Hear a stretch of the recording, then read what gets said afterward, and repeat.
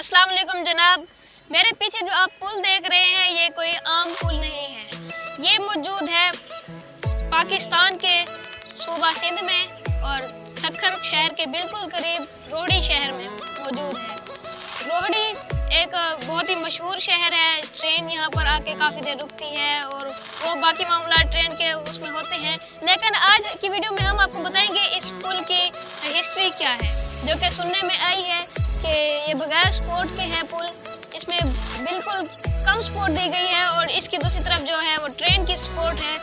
Train को बिल्कुल ऊपर से सपोर्ट दी गई है, नीचे से कोई सपोर्ट नहीं है। रस्सियों की मदद से ट्रेन की पटरी की जो है ठहरी हुई है। पहले यहाँ से ट्रेन गुजरती थी, अब यहाँ पर ट्रैफिक चल रही है। ये बहुत पुराना पुल है और इसको कैंची वाले पुल के नाम से भी जाना जाता है। और ये मुसलमान इंजीनियर ने बनाई थी बहुत पहले अंग्रेज़ दौर में मुसलमान इंजीनियर के कारनामे देखें कि मुसलमानों में कोई टैलेंट की कमी नहीं है। अब भी आप देख सकते हैं कितना प्यारा पुल बनाया गया था। कई साल गुजर गए इसको, लेकिन अभी भी ये ठीक काम कर रहा है और आवाम भी इसके ऊपर से जा रही है। ट्रैफिक चल रही है, आप देख सकते हैं। तो मशहूर है इसके बारे में कि ये जो बनाई गई थी, इसको बनाने के बाद एक ताले की मदद से इसको बंद कर दिया गया था। मुसलमान इंजीनियर ने इसको ताले की मदद से बंद कर दिया था। उसके बाद जो वक्त का बादशाह था, अंग्रेज़ था, तो उसने उससे चाबी की डिमांड की कि चाबी हमें दे दो इसकी।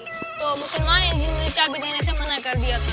तो इसके खिलाफ हुकूमत चली गई, जो बादशाह उसके खिलाफ चली गई। उसने उसे धमकाया कि चाबी हमें दे दो। उसने चाबी इसी दरिया में डाल दी। आप देख सकते हैं दरिया अभी तक भी चल रहा है। उसने चाबी दरिया में डाल दी तो बादशाह को गुस्सा आया और उसने उस इंजीनियर के दोनों हाथ काट दिए।